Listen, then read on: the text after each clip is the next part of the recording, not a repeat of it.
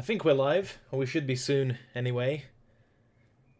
Good evening, afternoon.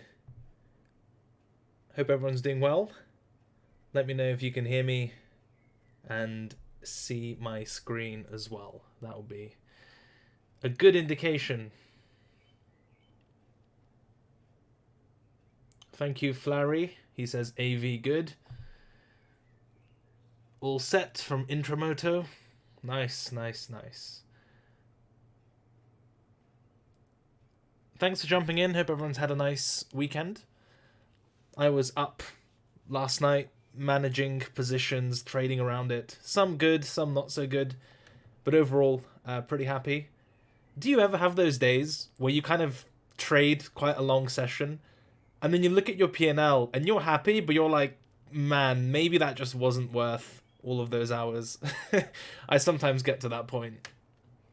But you know, charge it to the game, as they say.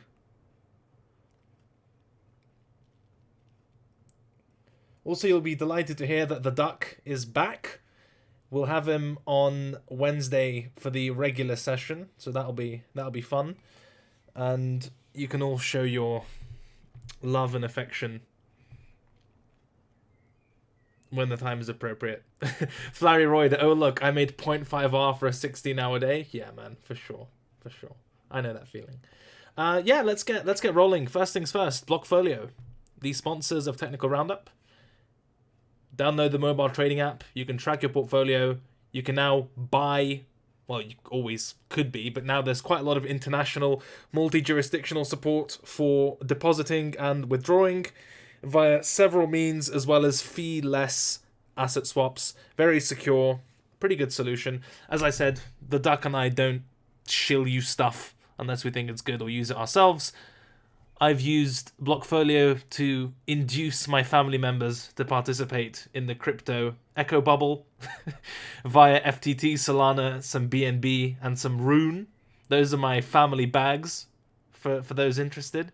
So those will be the ones which inevitably get me uninvited to all future family reunions, events, and whatnot. But yes, mobile trading app, Blockfolio, asset swaps, deposits, withdrawals, smooth of the baby's bottom, and plenty more coming from there. Now, also, we're almost at 20k subscribers, which is awesome. Make sure to like this video, subscribe, share with your friends. Let's reach this nice milestone.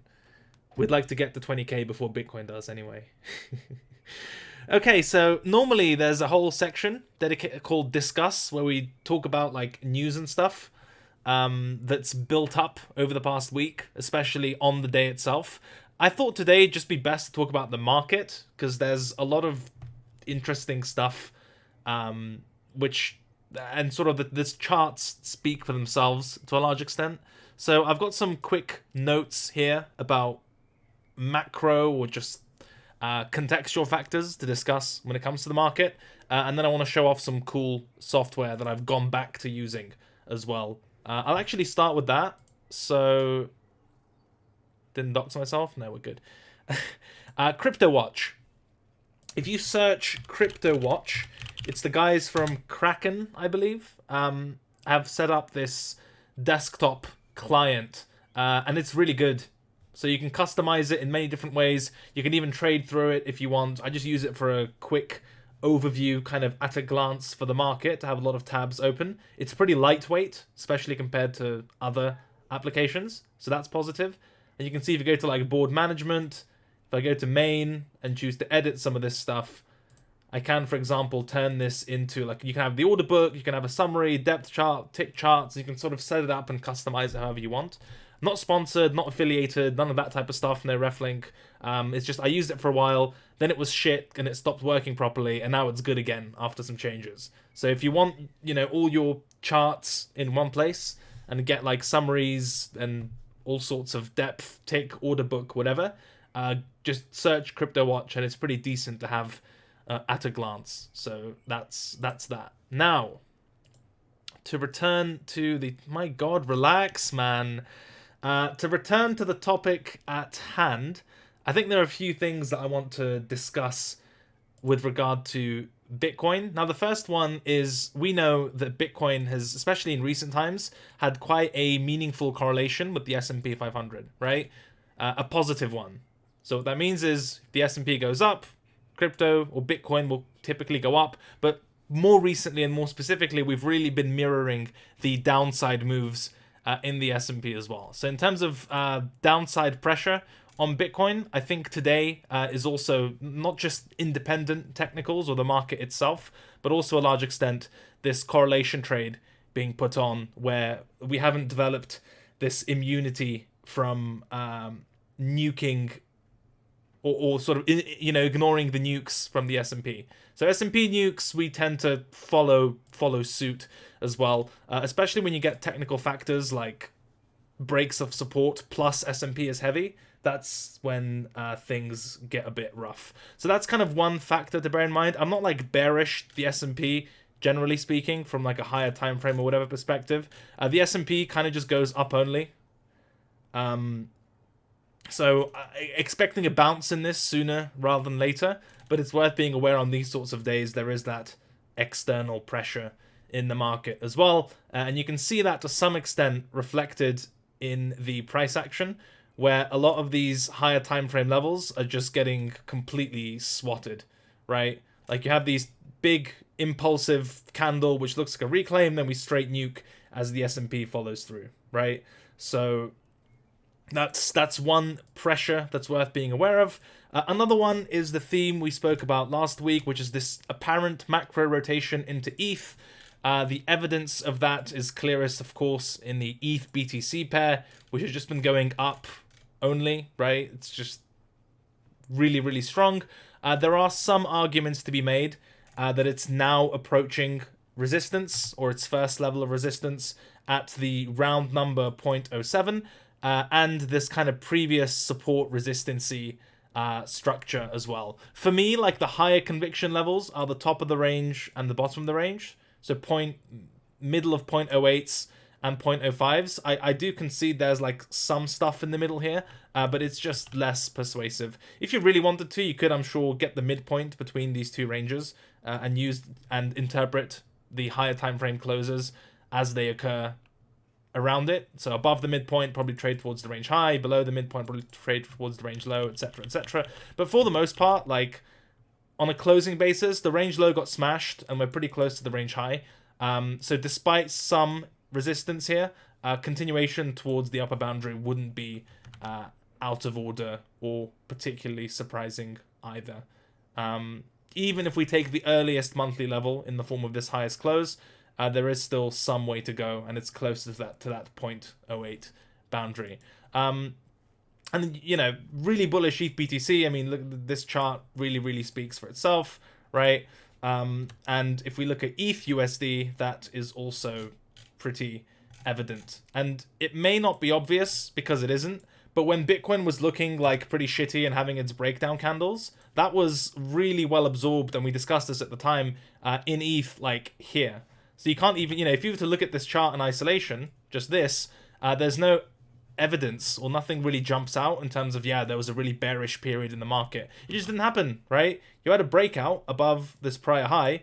You got a few small candles, all of which offered higher closes, and then you get this aggressive continuation, expansion, whatever. So Bitcoin failing to make a higher high, and there seems to be a rotation into ETH, which is like second spot, super liquid, reasonably easy to get exposure, still has a lot of asymmetry as we've seen in the ETH BTC chart, etc., etc. So that's also another Bitcoin related pressure that's worth being aware of. Now, on that note, in terms of money not flowing to Bitcoin and flowing elsewhere, as I tweeted earlier, there is a developing case of some sort of high cap musical chairs.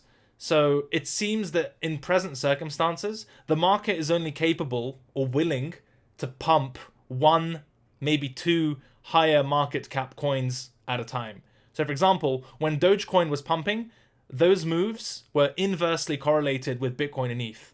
Like Dogecoin would be pumping, I wouldn't even need to look at Bitcoin and ETH, they'd be trading lower, right? And then Dogecoin would be dumping, and this is a result, Bitcoin and ETH were going up. Like it was a really, really clear correlation there, and there just wasn't enough capital, it seems, floating about to break that pattern of behavior, right? Now that Dogecoin's sidelined to some extent, or at least a big event is no longer as, the whole SNL thing kind of happened and interest has fallen off. ETH has taken the lead again. But interestingly, if we look at like my overview, the index, like ETH is up a lot, but the rest of the market is just not, right? It's not like, oh, we're going to go from, hold on, let me try to make this argument. It's not the kind of really positive alt season-y case where you have like Bitcoin, right? And then let's say Bitcoin starts ranging, then you have money flowing towards ETH, and then from ETH you have your other mid caps or higher caps as well. That's like not the case. Here you have Bitcoin just doing nothing, and then everything goes to ETH, and then everything below, higher caps, mid caps, like even mid caps, they all look like shit. Like there's only enough juice to take sort of one coin at a time, and then you kind of have to see where the hot potato lands, right? So even looking at this overview that I've got set up here, which we've talked about on previous occasions, you can see ETH BTC up a lot, right? One or two exchange coins, but like the rest of the market just isn't doing that well. There's no flows elsewhere from ETH doing well. All these indices are pretty much down a fair bit. Like even the high caps on the alt perp still red for the day. DeFi's just been suffering at the hands of Ethereum outperformance, and mid caps and shitcoins also getting battered more so than the others, right? So even if we look at other smart contracts platforms, right, ETH is up, really bullish. So okay, are there any higher beta plays where ETH is up, so maybe there are other smart contracts platforms that are doing well? The answer is no, right? The answer is fuck no. And all of them are getting rinsed because there's just not enough juice as things stand for those positive correlations to come out. It's literally like ETH only, in the words of our much beloved Crypto Cobain. So that's also worth... That's what I mean by high cap musical chairs. It's not the case that ETH moves and then we can come up with higher beta plays for it, or kind of trading the laggard. No, there's only ETH, and if you're not in ETH, you're probably eating shit elsewhere. Now, the exception, of course, like as we've seen in the FTX indices, the mid caps and even the shit coins, they're getting rinsed. They're still down, right? They're not beneficiaries or benefiting from this rally in Ethereum. What is benefiting, which the sector that's doing well, is that we have this kind of micro cap alt season where we have like the shittest of the shit, like Dogecoin forks, clones, Shiba, coins called Elon, all of this crap making ETH unusable and gas fees spiking as always, clogging the network. That's sort of where we're at, right? So I just think this context is pretty important because from a trading point of view, if it sort of reminds me of like the shitty version of what we had in 2018 to some extent, where like if you didn't catch the pump of the day on Bitcoin, like the one funding pump, like there was literally nothing to trade because everything was dead, everything was flat. Like I know Bagsy's in the chat, I'm sure he remembers this. Like the good old BitMEX days, there was literally one move, like one move for the day, one pump, one visible candle, and then if you didn't catch that, you're fucked. And it's sort of reminiscent of that, whereby a few select sectors or coins are doing well, but it's not the case that the wealth is, a rising tide lifts all boats type of thing. It doesn't look like that at the moment, which for me reinforces the argument that go away. For me, that kind of reinforces the argument. I would be much more comfortable being a macro bull in this market if Bitcoin offers a higher time frame breakout. Because again, Bitcoin, it's up a lot. It's a high cap. That it's already reached this important level at 60k. Psychological level, just over $1 trillion market cap. It's 3 times its 2017, 2018 all-time high. Like, there's a lot lining up at 60k. And that's being defended as resistance, right? And obviously, because it's a higher market cap, you need more money to move it around. So if Bitcoin breaks out, that would be good evidence that there is new money entering the higher, not just retail TikTok gambling, but new serious money entering the, crypto ecosystem with size and choosing Bitcoin as the destination. And then it's much easier to make rotational arguments that, you know, okay, first Bitcoin, now we've got new money there, then it's going to go to ETH, and then all the other maybe layer 1s, layer 2s, etc., etc. But without Bitcoin offering that type of breakout, it's much harder to make that case of new money entering the system that will trickle down. At the moment, it seems like there's almost a fixed amount of this hot ball of money in crypto, and it's just, you know, it's moving from shit project to shit project, or shit sector to shit sector, and there just really isn't that much to go around, right? Which is why we're stuck with really crappy micro cap alt season, as opposed to while most of the market, or what's left of it, has to kind of suffer or not, you know, just not follow through. So as a result, like, what would that look like? Well, for me, it's pretty simple, right? There's a nice daily, weekly, whatever type of level that I've got at 59k, 60k, whatever. I think this is one we've spoken about before.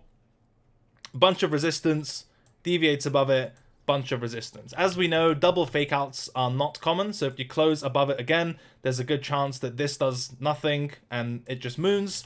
And that for me would be a really good sign for the market more broadly. Now, yes, in the short term, Bitcoin just melting up and going to all-time highs, 70, 80k, whatever, that probably wouldn't be bullish for altcoins in the short term, right? Because that would probably force a rotation from altcoins back into Bitcoin. So I'd expect to see ETH BTC lower, a lot of these altcoin indices lower as well, and then BTC dominance as a result going up.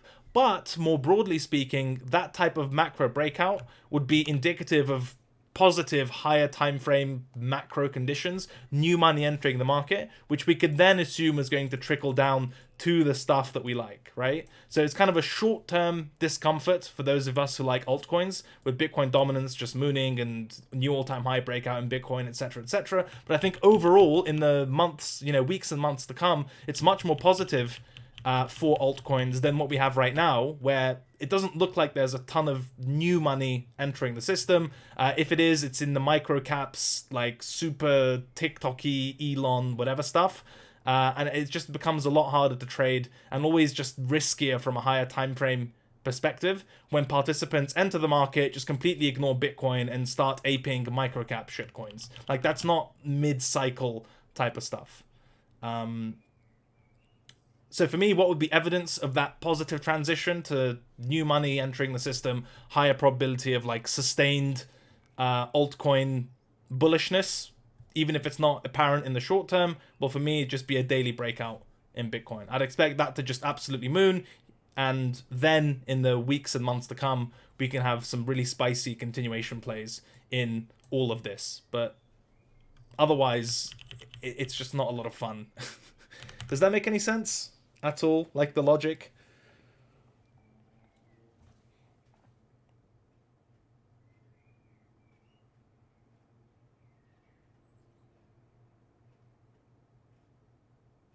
Catfox says no. What doesn't make sense? Let me know. I'll try to clarify. I thought I made the case somewhat clear, but if I didn't, let me know. I mean, the way I described it on Twitter or whatever is it just feels like we're on borrowed time playing altcoins whose market cap and quality is just getting progressively worse and worse as the weeks progress. It's like, where is the floor for this thing, you know? Facundo says 59k breakout to change bias. Yeah, like a daily close above whatever this is, right? Daily close above 59k, even 60k if you want to be conservative. Any just high time frame impulse that's blatantly obvious, that would be good enough for me. And I don't mind if I have to chase that or buy higher, etc. Because my expectation is if we make that higher high through 60k, we're unlikely in my book to stop at 63. I think at that point it's like 70 plus. So I don't really mind if I have to buy this late, because I'm expecting more upside, or like significantly more upside in that scenario, you know? So that hopefully answers Vlad's question. So for me, it's like 59, 60k, whatever.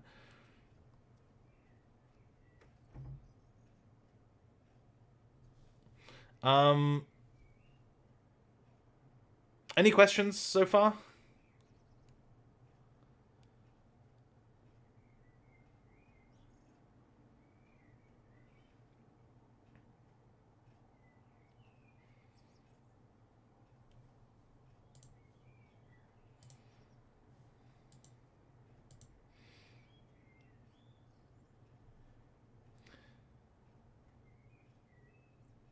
Okay, so let's move on for now, and then I'm sure we can come back. And yeah, like the video if you enjoy the finer things in life. I'm not suggesting this is one of them. ETH. So this is one of those where you should really go back and watch last week's technical roundup, because we described this type of price action really well, whereby we were like in the process of forming this daily candle, and my argument was if we close this candle in that type of way, you would get an impulse, consolidation, impulse type of structure with this down candle becoming your new support, right? And that's exactly what happened, which is nice, because it means you can use higher time frame levels without waiting for a massive pullback. You got an impulse, sideways, impulse again. We used the sideways candle as our uncomfortable but still reliable higher time frame support formed up here, and then price found support at the range high and traded high. I don't know if anyone remembers that, but that's literally what I meant when it comes to those higher time frame clusters. So ETH has just been up only in that regard, and daily structure is still pretty far away at 3,500 thereabouts. I think a reasonable way to approach this, given that ETH BTC still generally looks good. I made a tweet earlier, which was a meme but also true, that like I scalped ETH long for $1, and that did actually happen more or less at this level here, within this hourly candle. But generally speaking, like from a structural point of view, given it's going to be a week until we see each other again, more or less, when price is just moving like this, your best bet is just to bet on consolidations. And if they fail, you just get the hell out. So for example, what is the nearest consolidation to price if the market pulls back? Well, it's more or less this one here, right? So if you get any type of pullback, if you're bullish ETH, you get a pullback into the consolidation, you bet on it, and then if it fails, you get the fuck out the way, right? It's reasonably straightforward in that regard. Understandably, it's a market where it's pretty hard to get long unless you have good lower time frame levels or just a system which caters for like this sort of diagonal price action. Mine tends to be on and off for this type of stuff. I've got a better example in Litecoin, but like generally speaking for ETH, I'm not sure what else I can add. I think the clear trade from a higher time frame continuation point of view was the one we spoke about last week with this cluster at the range high. Now, up here, there's not, at the moment, there's no kind of tentative, even daily structure to work with, right? Which means we have to deal with intraday levels, and when dealing with intraday levels, you essentially have two consolidations to use as support resistance. One is the one we're in right now, and then the other one is the pre-breakout consolidation, right? And that's pretty much it. Given everything we've talked about with regard to the macro backdrop, I'm simply treating this and trading it from a level-to-level point of view with like really kind of scalpy, low time frame type of approach. I'm not expecting a whole ton. I'm not looking to hold massive swings until I get a clearer, higher time frame picture. I'm just trying to buy what looks like support and sell what looks like resistance. So a good example was a trade earlier today at this M15 structure, which was this cluster. So I bought the range high and closed into this level of resistance. And then I should have been buying this range low, but I didn't. But that's kind of the stuff, when I say scalp, I really mean this kind of low time frame approach, because as we saw from the daily, not a whole lot going on here. Intraday, we do have consolidations to work with here and lower, etc., but they're not super clear. So in those types of cases, all I'm willing to do is to trade more or less continuation type of setups, but using this lower time frame approach. So this, again, really nice cluster, impulse, consolidation, impulse. So if you can buy support, sell, resistance, I mean, good for you. Anything else, I just don't think I've got the structure or clarity up here to develop much clearer views, if that makes sense. For people wondering about levels, that there is some stuff going on here, but honestly, I would simply add 39-ish as kind of H4 range high. And then 38 as H1 range low. I tried to trade within this consolidation. It was mixed results, so I'm probably just going to chill. If the market wants to come back here, I'll trade it. If it doesn't, I'll wait for something clearer to develop before taking a position. But otherwise, in terms of, I'm not going to just leave you without levels of where I think some sort of structure is. Generally speaking, this is the consolidation, which is somewhat clear to me on intraday timeframes, and the two boundaries of that consolidation that are also somewhat clear to me. Top of the range, 39.10s. Bottom of the range, 38.10s. Does that make any sense at all? Mate, I've read your comment about Atom a million times. Please relax. I'm not a chart monkey.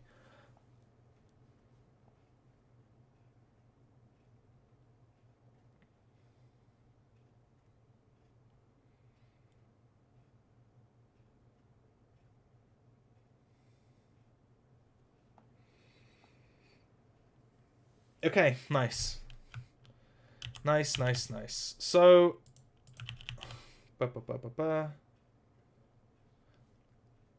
Nilab says, yes, why the low range was chosen as H1? Because I don't really see a ton of structure that I like on the 4-hour time frame in terms of a range low. Whereas the hourly is somewhat clearer, whereby you have lowest close support, right? The first little hook before the move up, breaks below it, breaks back above, and then untested on a retest, although it gave it a little kiss here before moving up. So that's good enough for me as an intraday range low. I did manage to get long Litecoin and closed it early, which was it was an interesting decision, but the more important point is it's a setup that we've discussed 10 million times, and it's a setup that I really, really like.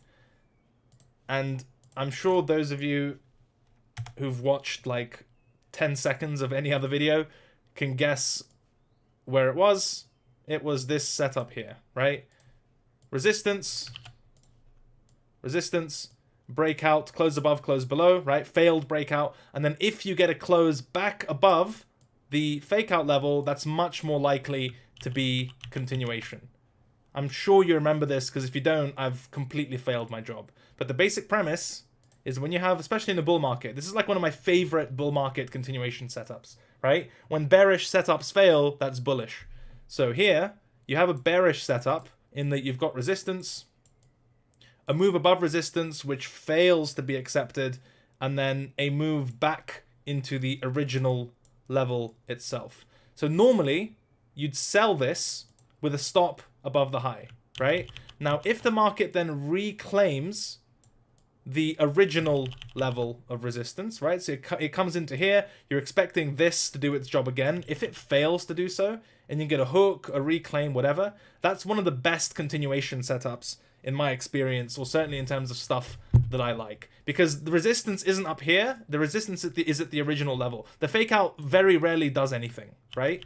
So in this instance, it's like clear as day example. Resistance, fake out, close above the fake out level. I bought it and was shilling it in cold-blooded Schiller's Twitch chat, and then caught this move up here. Although I closed pretty early. I closed at 389-ish, just under 390. I had no amazing technical reason for the close. My gut was telling me to aim for 400, and then there's probably going to be some sort of overextension through it. But there's a small issue in that I added a lot of like size to the trade when I maybe shouldn't have, or just out of being impatient. Hold on, let me add the 4-hour structure itself here, the blue. So to be completely honest, I was sat here watching this, and I got filled on the original impulse. Like, where did I get filled? Fuck knows, somewhere within here, right? But at one point, the market like dipped back below the level. It might have been one of these wicks or here, I don't exactly remember, but I took that personally, right? I found that pretty disrespectful, that I've got a good level of support, a good setup, positive high time frame context, and then the market spits in my face by trading below my support level. So I just added size to remind the market who's boss, right? No, I'm joking, obviously. I don't think about it in those terms. But basically, the reason I managed so aggressively up here, you can see it's like things started to slow down around 390s and I was getting the fuck out. I think part of the reason I was angsty to get out was because I added more size down here. And when I catch these sorts of vertical moves with no new support or structure formed, allowing me to move up my stop or define my risk, I'll always play it a bit more defensively. So that was that. And yeah, I hope so. If you want, like, I trade the same setups in, like, my trading isn't complicated, right? For the most part, it's either stuff like this where a level should really be doing its job and it's failing to do so, or I will buy high time frame levels when the low time frames look like total shit, or sell high time frame levels when the low time frames look amazing. That's pretty much how you get good entries if you really think about it, right? That's sort of my tip of the day. There is a reason that a lot of the time the best entries come with a degree of discomfort, and a really quick way to pinpoint that discomfort is when you identify high time frame levels which you think are good, and then you buy them when the low time frames look like shit, because that's most likely around where the wick is going to form if your thesis is correct. And the same applies for getting good entries on shorts, right? You identify a higher time frame or just generally a nice structure that you want to sell, and you sell it when the low time frames look fucking amazing, right? When there's peak FOMO at resistance or peak doom posting at support, that's generally where you're going to get your good entries, which then allow you to manage the trade positively. Now, in terms of Litecoin TA, I think we have some pretty good daily structure here. I think this is formed new USD all-time highs, which is pretty good. But generally speaking, same old as we've seen before: impulsive move, consolidate, impulsive moves, and the consolidation is where you have your daily support. So in this case, highest close, top of the range at 357, lowest close, bottom of the range at 345. So if it wants to make a return to this range, I'll trade it, and if the bottom of the range falls out, then whatever, it's going to go lower.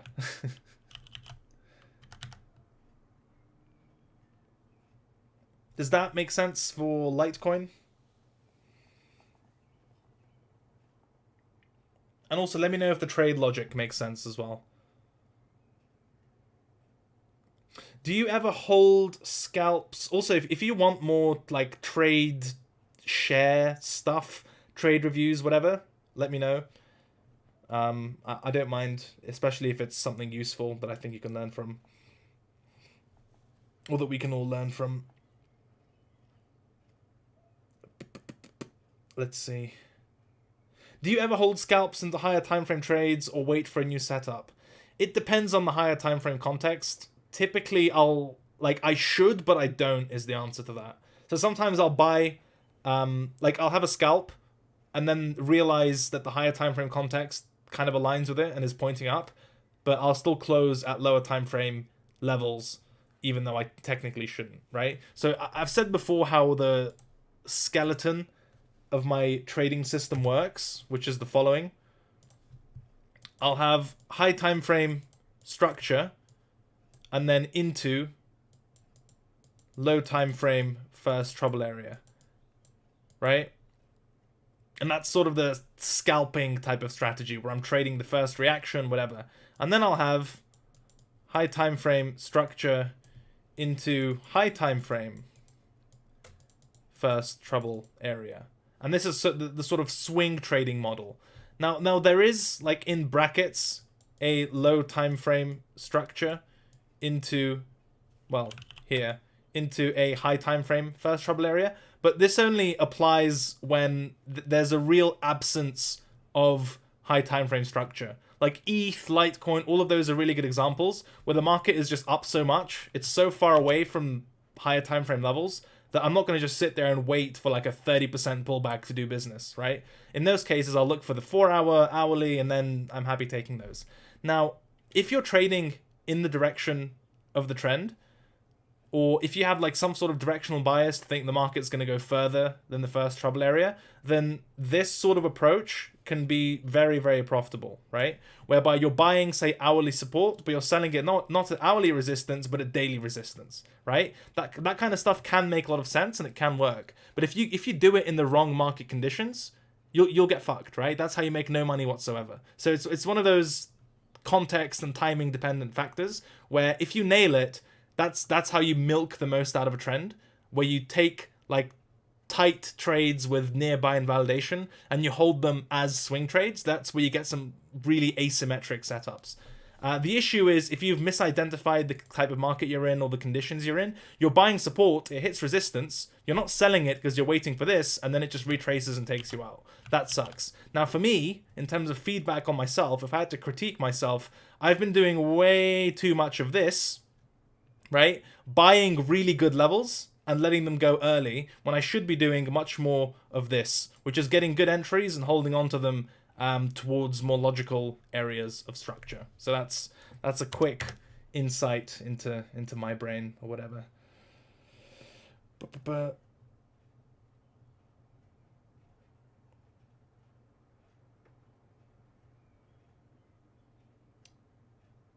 Quick question regarding your position size, leverage article. Is your capital your whole net worth, or do you put it's whatever you have in your trading account? You use consolidation on high time frame to find support levels? Yeah, sometimes, if it's appropriate. Like, especially if the consolidation looks like this, like an impulse, and then you have a range, and then a move away from the range. This type of stuff, I love to trade it. You've got really clear boundaries for day trading between. You've got really clear directional bias based on how the high time frames close at those boundaries. So if I'm looking for consolidation as support resistance structure, yeah, I'll definitely pay attention to that. Especially if the consolidation, as I mentioned, is sandwiched between impulsive moves, right? That's the kind of stuff I really like.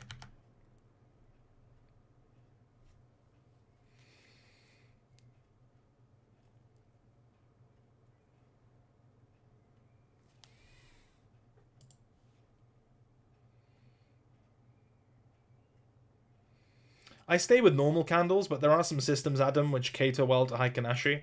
I don't trade those systems, so I don't have anything useful to say. That's my answer there.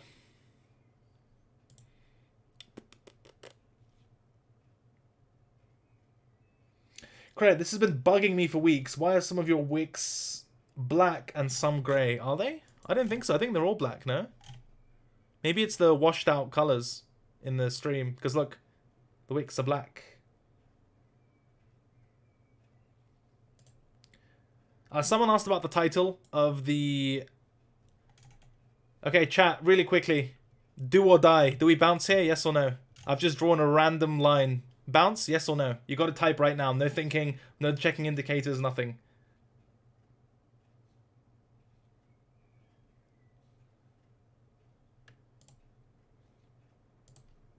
Okay, we're watching, chat. This is all on you. Most people are saying yes. Let's see if the technical roundup audience is any good. Nice. Gap down. Come on. We can do it. I changed my answer. No, you can't do that.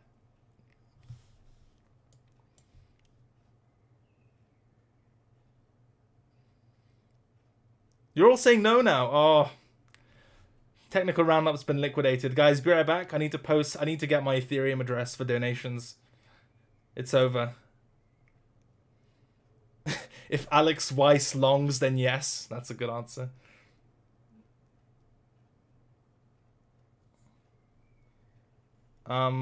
Yeah. I think the chat just got liquidated.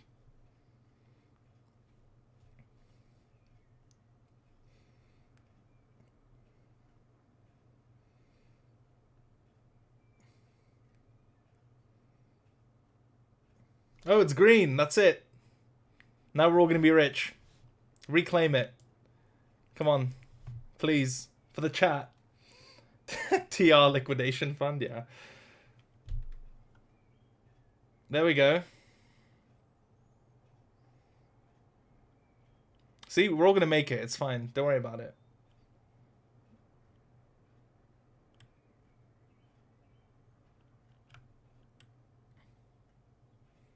I'm not nervous. You're nervous.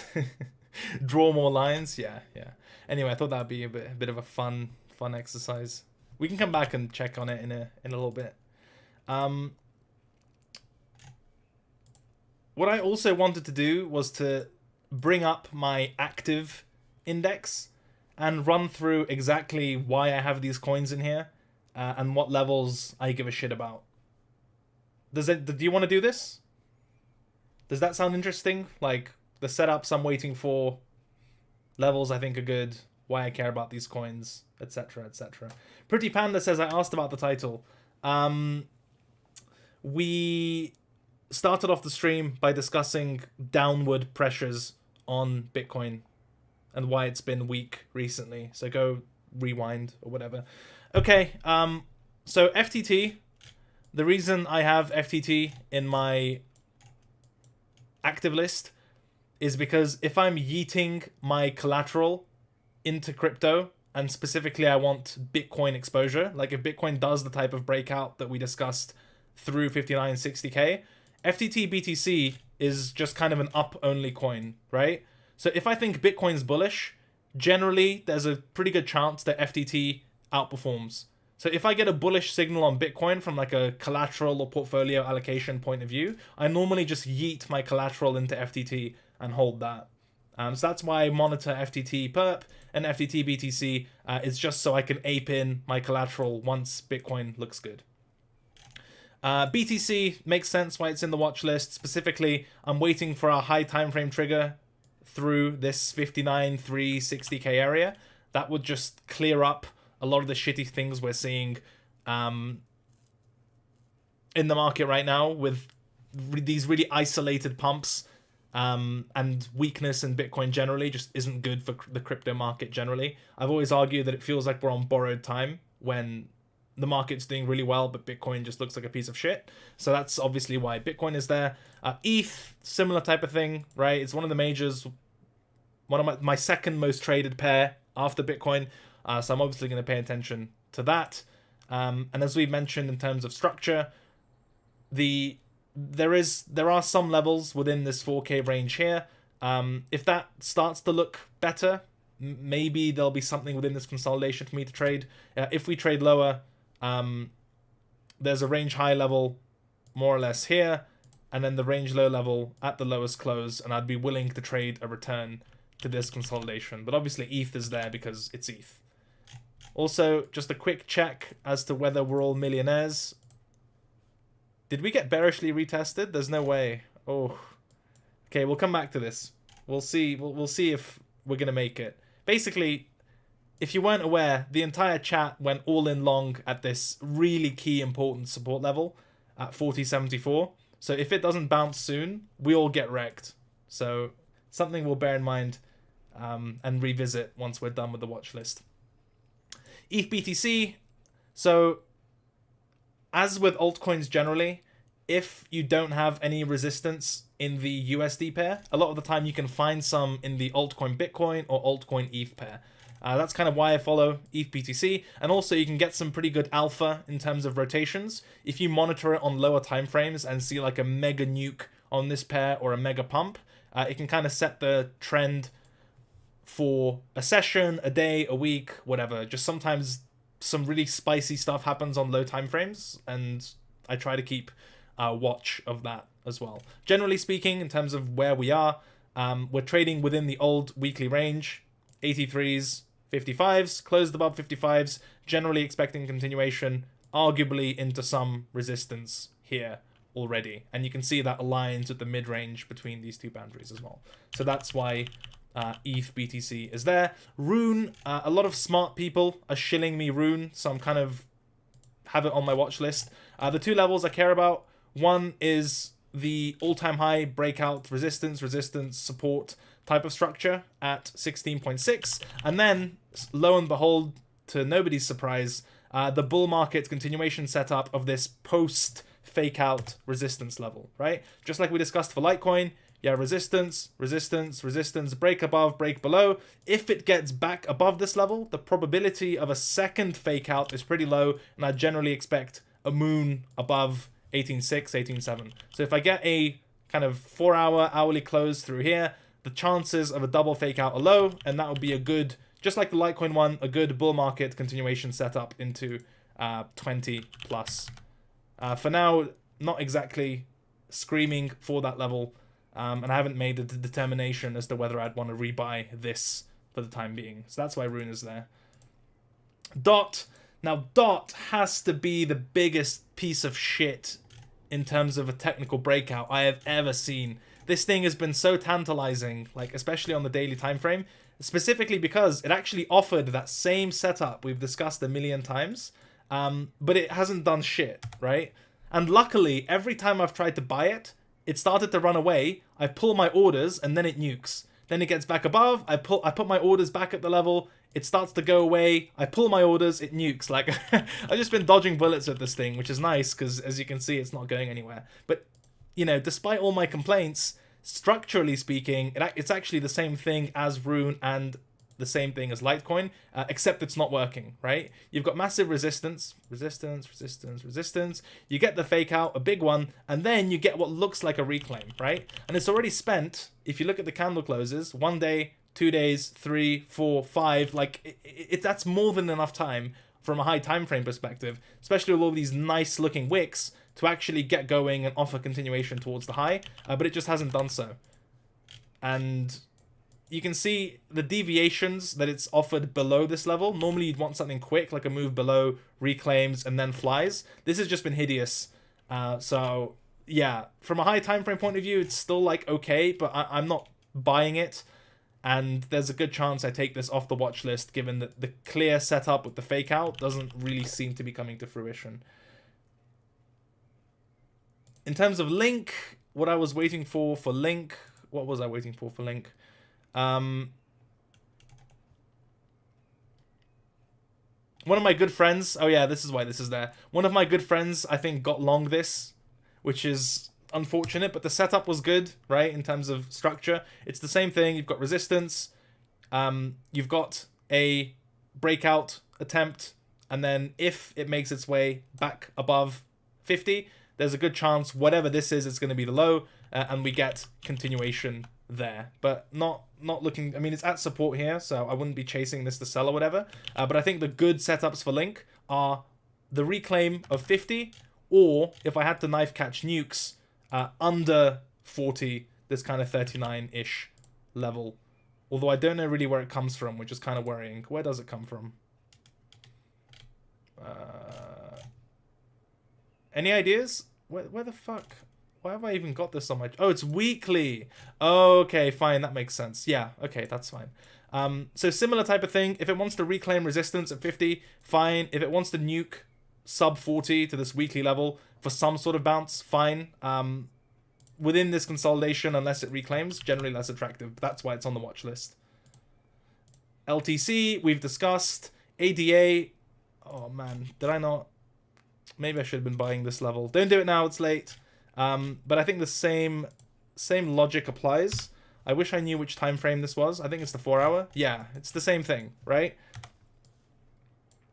I'm sure you could do it yourself now. You've got resistance, move above, fails, reclaims. So generally, double fake outs are rare, expecting some sort of bounce at least from the original reclaimed level of resistance, right? Resistance, fake out, double fake out rare, support, something, and we seem to be doing the something now, whatever it is. So that's why that is there. Doge is there because it's Dogecoin. I was supposed to sell this daily level here. I didn't because I'm an idiot. That's about it. I'm pretty tilted, so I should probably take this off the watch list. But that's that. Yeah, I don't have a ton to add in terms of Dogecoin. I'm not really looking to buy dips on this thing. It definitely could bounce. It's like GME in that it had its huge move and then it looked like it was over, and then it offered some sort of complacency bounce, lower high, etc. That may still be on the cards for Dogecoin, but where it is right now is not hugely interesting. It was on my watch list more for this short setup on the daily, which I didn't take because I'm a piece of shit. Avax. Avalanche. This is a really nice looking weekly chart, except it's at resistance. But the technical structure is really nice, which is why it's on my watch list. Specifically, you've got the lowest close with a deviation already kind of built into it, and then highest close resistance as well. So understandably, the setups would be a break and or reclaim of resistance to send it towards new highs, or a nuke into the range low support, because the risk is defined for you in the form of the deviation. But for the time being, it's not actionable because the market is at resistance, as you can see. BNB, this was originally on my watch list because I was trying to really aggressively get long this breakout, what looked like a breakout and retest for all-time high, because Bitcoin started going up, and BNB seemed to be leading, so I thought there might be some sort of continuation play available, but it didn't pan out, didn't get an entry, which is sometimes a good thing. So not a ton of structure that I'm interested below all-time high. The only other thing would potentially be playing a bounce back at the original all-time high level here. I should probably add that to my chart to know where the fuck my levels have gone. Yeah, they're gone. Fun times. So potentially bounce back at the previous all-time high, although I don't love the idea of it. But generally speaking, in a bull market, being long BNB is like fine. CZ always loves to find a way to get BNB, like just like DeFi and with Pancake Swap, like he always finds a way to get value accrual to the token. So, you know, it's sort of a staple on the watch list. Very liquid, high cap, lots of catalysts and mechanisms, if you will, for making it pump. So that's why it's there. I tried to get something going on a breakout. It didn't break out, so nothing for the time being. Next area of interest would be some sort of retest of the all-time high breakout under 600. BNB BTC, just to keep track of how it's doing versus Bitcoin. Solana Summer, am I right? The reason Sol is on the watch list is because it can do some crazy stuff when the market looks like a piece of shit. So this range has been a bit hellish and uninteresting, but I mean, from a high time frame point of view, this coin is up only, right? So understandably, I'd want to be looking for buys at support. The nearest high time frame structure that I find reasonably interesting is just below 40, 38, 37 at this cluster. Also, like the video if you like this format, if you've enjoyed anything so far, 20k subs, blah blah blah, you know the drill. Anyway, I don't mind this daily level. It's not great, but I mean, if you look at the chart, there's really not much to work with. It just about qualifies as an impulse, consolidation, impulse type of structure. If it wants to come in here, wipe out a lot of these lows built into the range and hit support and give some sort of bounce, I'd be open-minded towards a scenario like that. And you can see it's like a bit of a intraday breakout level as well. So there is some multi-time frame confluence, but generally not been a ton of attention to this recently, given this range sucks. But if it wants to retest fresh daily structure, be my guest. And Sol BTC, just to see how it's doing versus Bitcoin, and Sol USD versus ETH USD to see how the layer 1 war is going. Ray, kind of like BNB, not in the exchange token sort of way, but in terms of technical structure, it's been a bit disappointing. I haven't gotten a trade going for this yet. I don't know if I will or what that will look like, because you basically had this macro breakout, listing high, resistance, breaks above, and then it just consolidates for a week, right? So that's not great evidence of support doing its job. So in this instance, the scenarios which are somewhat applicable to me would be a quick move below all the lows built up in the range, which then get aggressively reclaimed. That would be cool. Or just a nuke lower to buy support on the other side of the range. But yeah, I'm not a huge fan of these breakouts stalling like this. This is just a long time spent doing absolutely nothing. So if it wants to give me something risk-defined, like a nuke which gets reclaimed, or some sort of lower low into a higher high, that's cool. But for now, no trigger. But it's on my watch list because the overall context is went sideways a lot and then broke out, so could go up. What else have I got? Oxy. Oxy I've got because of that daily reclaim pattern we've talked about a million times. Literally nothing else. Resistance, fake out. If it gets back above the faked out resistance, it'd probably fill this entire listing dump candle and trade towards $4. 3.3 to $4, that's a pretty decent swing. And there really isn't much resistance in the way if this bullish setup were to materialize. So that's kind of why it's on the watch list there. I'm not as interested in buying the range low or some sort of support structure below it. TRX. I like TRX because Kaleo tweets about it and markets move, and they sometimes move into pretty interesting levels. He also tends to have really good reads on TRX BTC, and just his timing's really good. So, you know, if I see an opportunity, I'm not too good to pass up on it. For now, the setup that I have in mind, like I do have daily levels of support lower, like the range low at 11s and then this daily cluster, etc. I don't know how much I want to buy them, to be honest. Like maybe for short-term bounces, these levels are fine. But in terms of high probability kind of reclaim setups that we've talked about a million times, you can see there's multi-time frame confluence at this 163 level. It's the same old pattern, right? You've got 4-hour resistance structure at daily resistance. You've got resistance, fakes out above it, finds resistance. So if it closes back above this level, it's already faked out once, probably won't do it twice, and good move towards new USD all-time highs. Otherwise, range low, support, blah, blah, blah. Maybe I'm willing to trade these for bounces, but in terms of higher time frame, kind of getting on board a trending move, reclaiming this, given it's already had a fake out once, is probably the better setup, and that's why it's on my watch list. Cope, because it's Cope. You gotta love Cope, gotta love Siri. It just is what it is.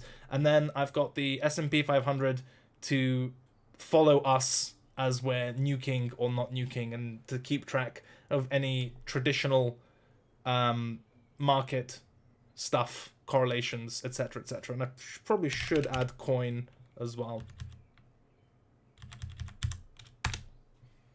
which is up. Nice. Avax just nuked. Oof. Yeah. Ooh. Yeah.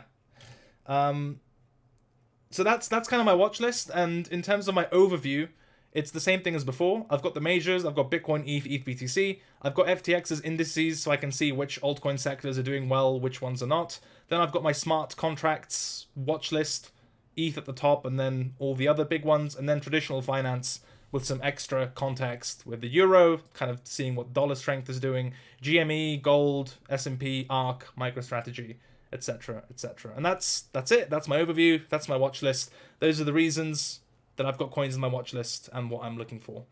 If that was helpful, you know what to do. Like the video, leave a comment, tell your parents you love them, all that fun stuff. Now, I'm afraid we have to check in to our generational ETH long.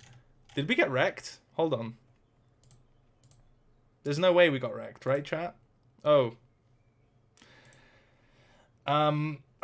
Yeah, so good thing that we all exited on the bearish retest because we all knew it was going to be the wick. So well done, guys. We lived to fight another day. Really nice trade management there. Being wrong is fine, staying wrong isn't. So I'm really proud of all of you for getting out of that long for a bit of profit and missing out on this downside move. Really, really impressive.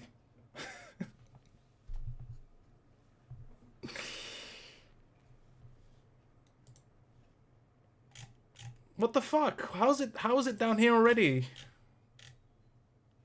Why am I streaming? I should be trading this shit. Honestly, man.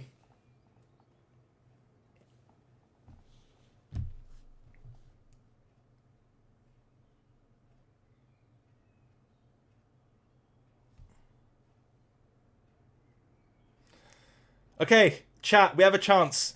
Buy. Do you buy this? Long or short? Long or short? Long or short? Come on, chat. We can make it all back in one trade. Long or short?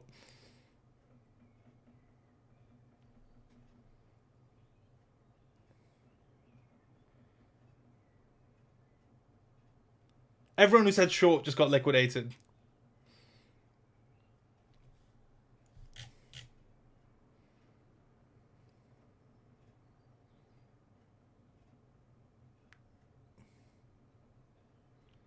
And now everyone who said long got liquidated. We're all poor again. We fell for it. God damn it.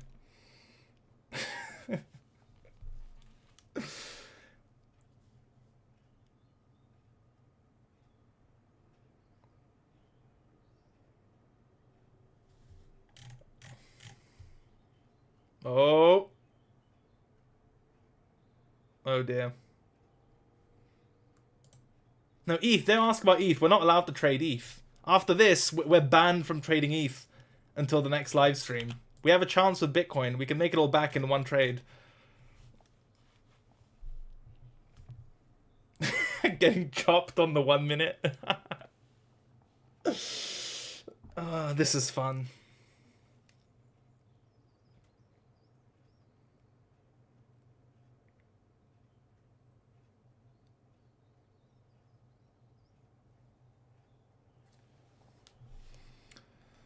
I'm losing millions, yeah. Stonks close when? Should be soon.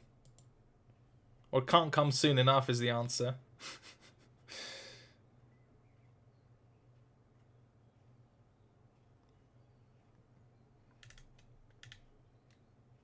We laugh because otherwise we'd cry. Ain't that the truth?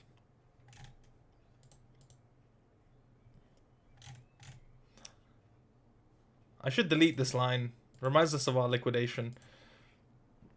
Which is not good. Soothing birdsong does help. Ain't that the truth?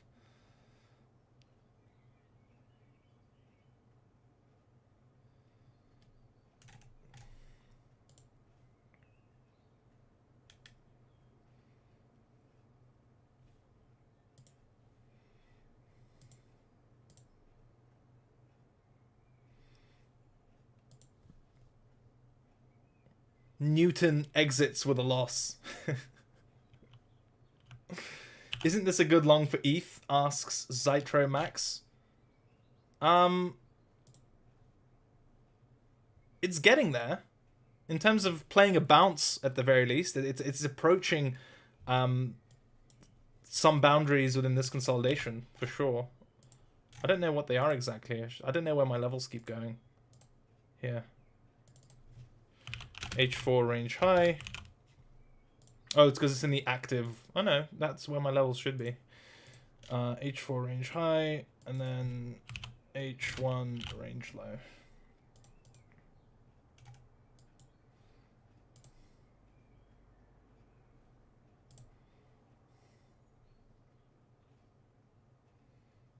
Popcorn? Yeah, popcorn. Ooh. Yeah, that's kind of it. Any questions? Are there any trades we should watch?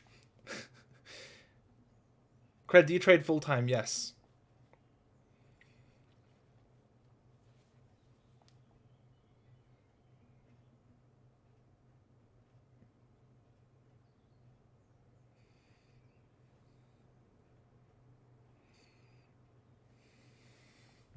I don't trade mining stocks, no.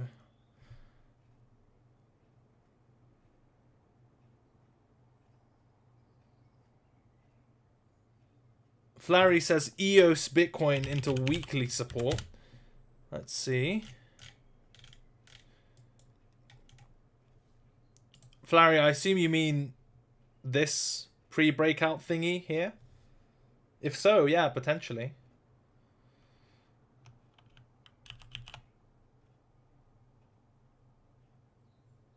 CBF says, thanks for your video series, by the way. So, as I've said before, I plan on remaking / remastering most of those videos. I just need to find a good time for it. Because, as I mentioned, for two reasons. One is, when the market looks like this, I need to be there trading it, not making slideshows. And the second thing is, while we're like in peak bull market, No one gives a shit about learning. No one. It's the season to follow like influencers or TikTok traders, whatever, who are going to tell you what to buy and it's going to pump and it's going to work and you're going to feel great. It's only after getting wrecked that people develop an interest in learning how to trade. So, from a timing point of view, like, rest assured, I will still make a ton more videos and articles, updated ones, new ones, whatever. It's just the timing needs to make sense. Like, for those of you who've been following me for a while, like, I had no followers in 2017, and then 2018, 2019, as I learned myself, plus was teaching what I was learning in the process, that's when I got my reach and got to engage with so many people, whatever, because the context just made sense. Whereas now, it makes far less sense to push on the educational side of things. Thank God we all shorted this and made it all back in one trade. Congratulations. I'm so happy for all of us. We dodged the nuke with ETH with our long, and then we shorted Bitcoin. We're really good at this.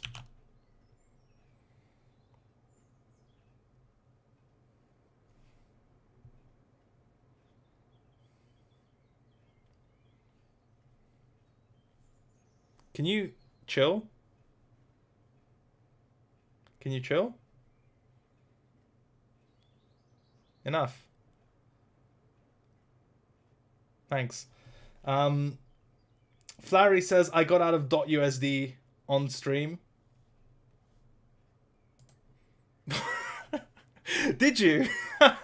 Oh man, yeah, that's a nice one. Actually, let me check that I haven't got any orders in the market, because if I do, I'm going to puke. Open orders, no. Positions, no. Oh, thank God. Okay, we're good. We're good.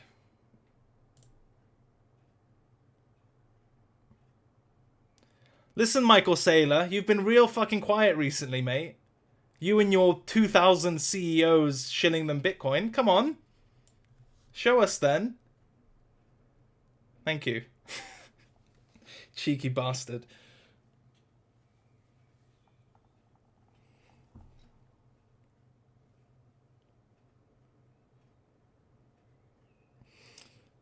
Cred, do you use volume and TPO when you're trading when approaching high time frame levels? I actually don't. I think my friend just got wrecked. He's spamming my Discord saying, what the fuck?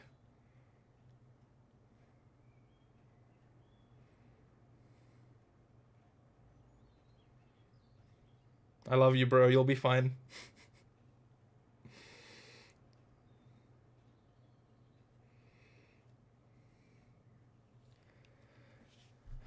Ay.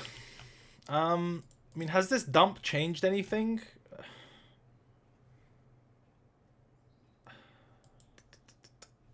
Ooh, wait, did ETH boing?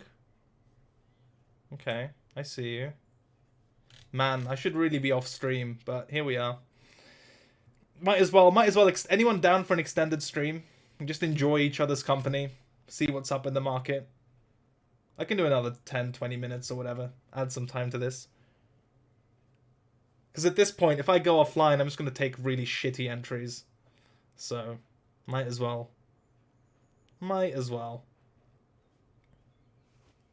Take a look at a couple things here then.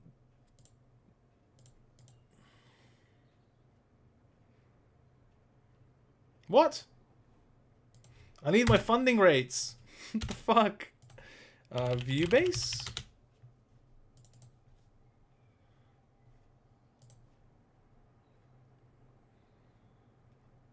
Okay.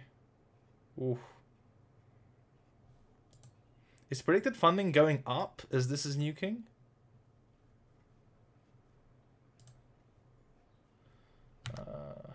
Indicators.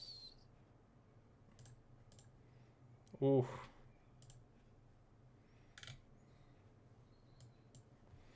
Yeah. Interesting. Big spot sells? Yeah.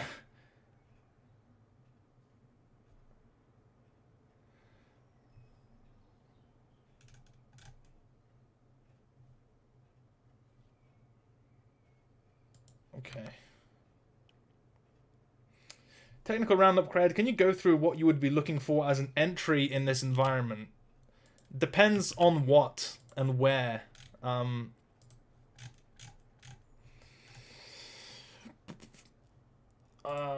Yeah, I mean, like right now, probably nothing. Like I literally discussed my plan for all of these. It seems like ETH was playable from range low to range high, but it seems like I've literally missed that move already, and that would have probably made me a bit uncomfortable trading through here. But it wouldn't surprise me to get a retest of this H4 range high sometime, like unless the market's super weak. But you got to bear in mind, like when you get these big nukes in crypto, stuff just tends to break. Like the exchanges themselves get backlogged, and you might not be able to actually put a trade on. Pricing between exchanges and of futures on the exchanges themselves become all out of whack. So Sam and all the Alameda boys just go and start fixing it. That's what I mean by arbitrage, basically.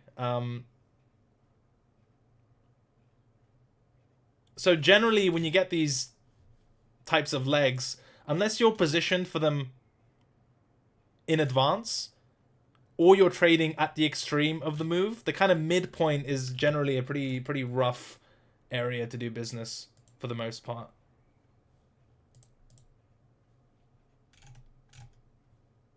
And as I've said on Twitter or whatever, my approach, given the whole thing about Bitcoin not being suggestive of a healthy higher time frame or macro environment, I've just been trading altcoins as well as Bitcoin and ETH with USD collateral. That's kind of it.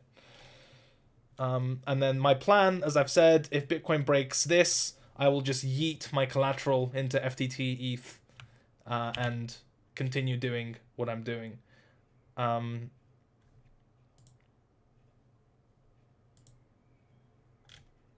Man. I didn't take a Doge short unless you're talking... Oh, you're talking to Darren? Yeah. Oh, has that already reached? There we go. Up to the range high. Target hit. We all made 10 million. This chat is absolutely killing it. I mean, look at this, man. Jeez. Yusuf, I talked about everything on this list and why all the lines are there and all of that type of stuff already. So go check that out. How many positions do you enter at any certain times? Completely dependent on one only rule. Gordon, honestly, like I don't have a rule against being in more than one position at a time, but for the most part, like it tends to be one or two.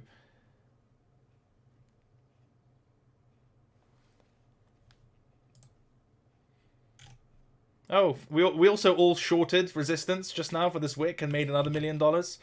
I'm really proud of you guys. This is really good trading. Sold the top, bought the bottom, sold the top again. Brings a tear to my eye, honestly.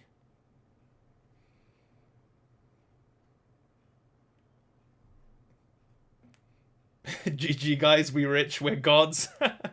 Yeah.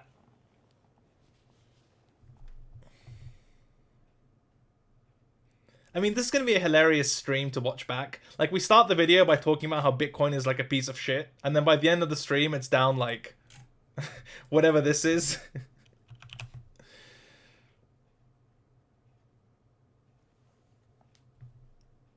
Booba Hub. Shout out Booba Hub. I need some of that merch. Hook me up.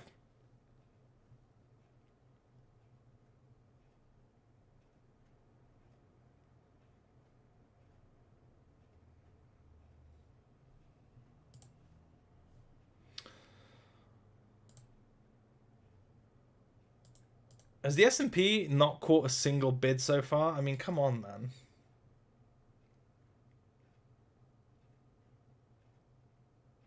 Intramotor says, I want to know if you think you've lost money by streaming instead or saved yourself from losses. Ooh. I don't know is the answer. I don't know. I feel like I would have been able to catch some portion of ETH, but there's a good chance I would have eaten shit on something else. So it's not super clear. I don't know about an SPX news catalyst, Julian. I don't know. Maybe if someone in the chat is aware. But, I mean, this market doesn't really need catalysts right now, the way things stand anyway. Favorite Akatsuki member? Ah, man. It really depends. I mean, the conventional answer, the easily the GOAT go-to is Itachi. But then the depth of Toby's character and all his different personas are incredible as well. So, it's between them.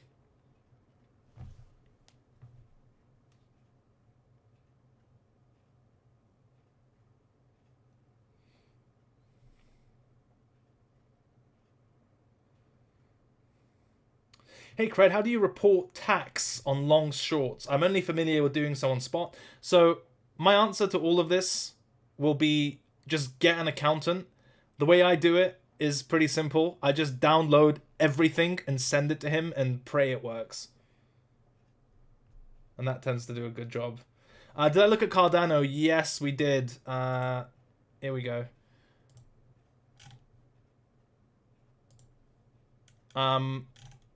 The idea, like we discussed the level on Cardano at 166.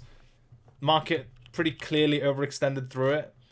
So not a whole lot there. I'd say the higher time frame context is still pretty decent because you just had a long range and then a breakout. So this doesn't really change too much in that regard, but obviously pretty gnarly volatility on that side of things.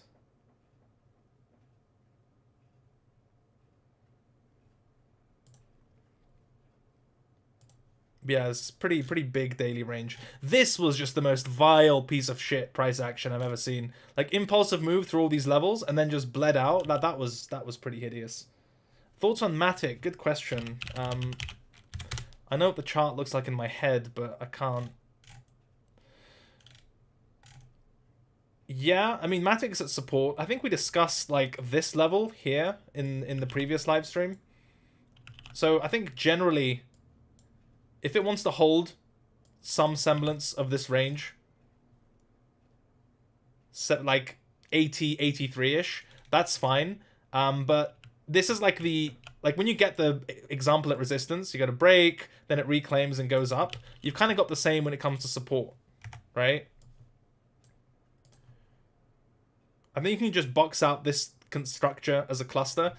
And if you're in Matic, you can say, okay, well, I'm bullish as long as this range is intact, specifically this support structure. If I get a daily close below its lower boundary, I'm not expecting support at the deviation, just like we don't expect resistance at the deviation, and then there's a good chance we get uncomfortable and a retrace back to the pre-breakout range. That would kind of be my approach to Matic. If it wants to hold up here, needs to hold support. If it doesn't, there's really not much in the way of a significant haircut towards a range retest, but it's at support, that's for sure. Yeah.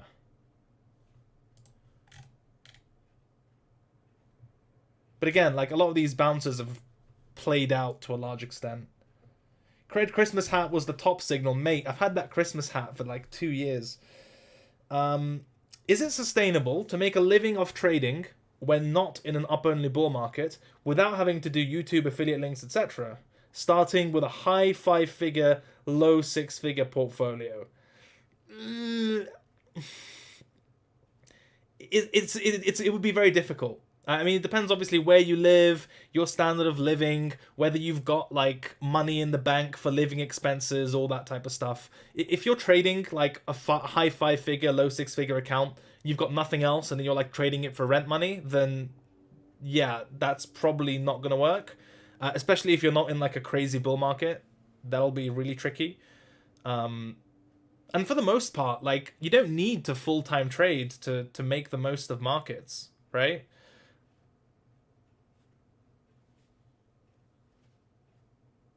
I think most people who aren't full-time traders definitely like have a romanticized version of all the extra productivity they would achieve by virtue of being traders full-time. There's like nothing wrong with having a decent work-life balance and then trading like the 4-hour or the daily, the weekly, whatever.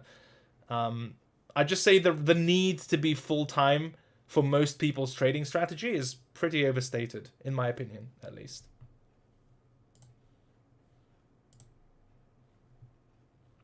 We discussed Sol. This range kind of sucks. I don't love it. I've got daily support at 37, 39-ish as a kind of trouble area. KNC, the sat start coin. KNC perp.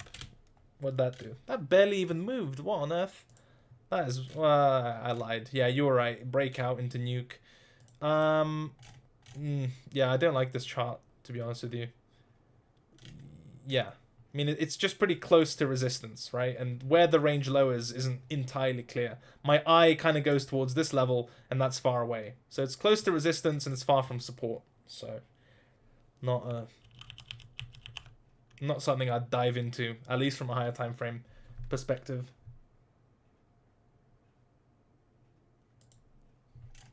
Oh, BNB hit the retest level and bounced. Oh man, that is a trade I most likely should have been punting. Woo. Oh well.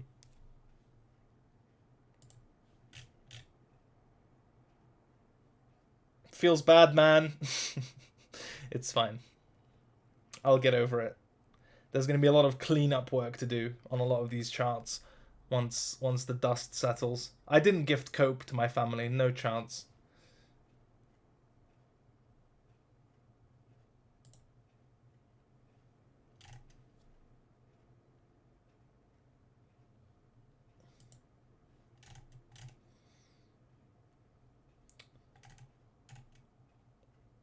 See, now that RUNE has nuked through its breakout level and taken all the lows within this range, if it recovers nicely, I generally wouldn't be averse to playing some sort of higher time frame reclaim of that level into whatever intraday trouble areas, just like we discussed before the nuke. That's something I really wouldn't mind, especially if the daily time frame aligns with that properly. LTC. Oh well, I mean, yeah, that hit the lower boundary and kind of like ETH, right? Where there's like this cluster consolidation structure. It came down, nuked really aggressively, hit the bottom side, and is now reaching the top side. That's sort of what happened here. So again, that's what I mean by the move has already played out. At least for me, for my short-term strategy, it just basically like buy this, sell this, right? And for ETH in a similar vein, you're like, buy this, sell this. Those are the types of trades that I can take in really nukey conditions. And for those wondering, if I'm buying these really scary high time frame nukes into distant structure, I typically, as bad as it sounds, do it without a stop. That's because I'm experienced with this stuff. I know what I'm doing. I wouldn't advise it.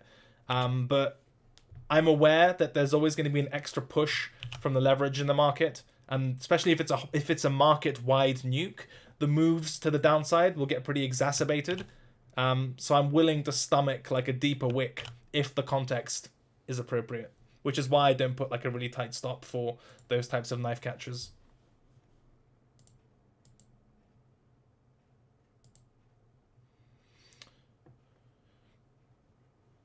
Link, I think we discussed Link. The bullish setup higher is the reclaim of 50. In terms of support structure lower, it's the weekly structure below 40. And again, most of the early bounds was played out. So unless it wants to play ball at structure, there's nothing for me to do up here. Cred, how do you trade if you don't catch the dip after this? You wait for the levels that were broken by this to get reclaimed.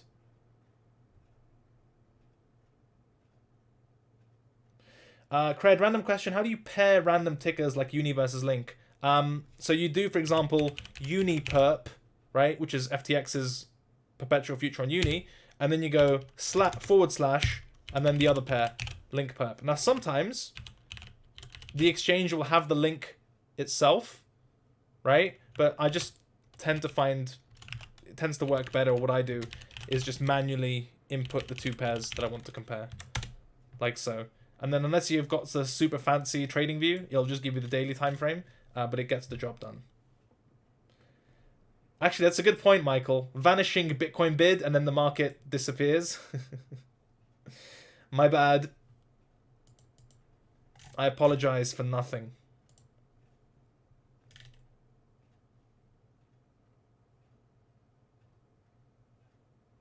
Chat, did you buy any dips? What looks good to you? Let's take a few. Are you in any trades right now? How many pairs do you actively watch when the markets are moving? Well, I'll normally have Crypto Watch open.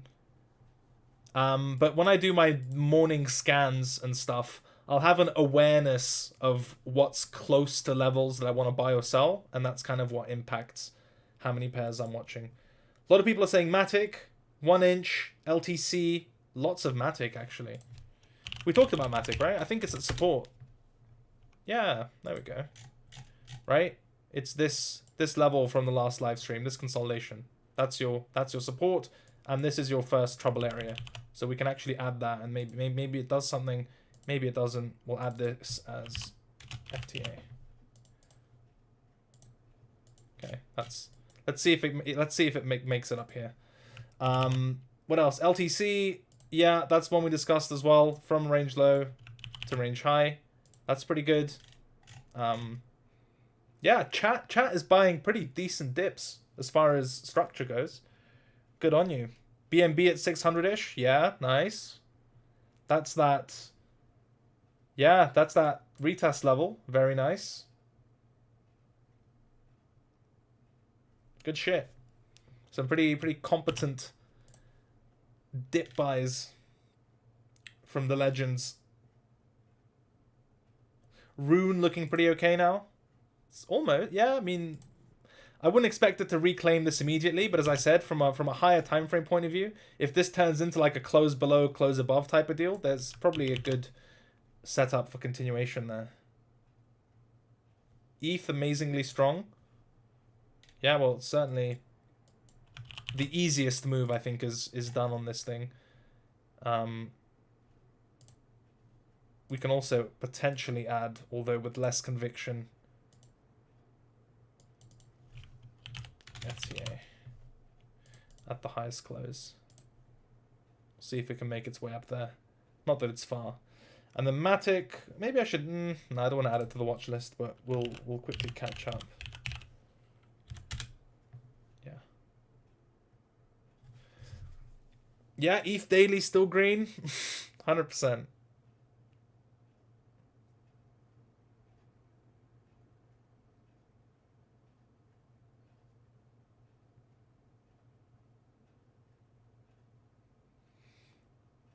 ETH Darth Maul, yeah. Also, I just want everyone to remember that Donald came back and tweeted 6 hours ago that he's back in action, and this is what we get. So if you want to express your discontent with his return, I think the Wednesday live stream is an excellent venue to make your voice heard. I'm back, and nukes the market. I mean, that is rude, unacceptable, and betrays the core values that we all subscribe to. Rugged by Duck, as always. As always.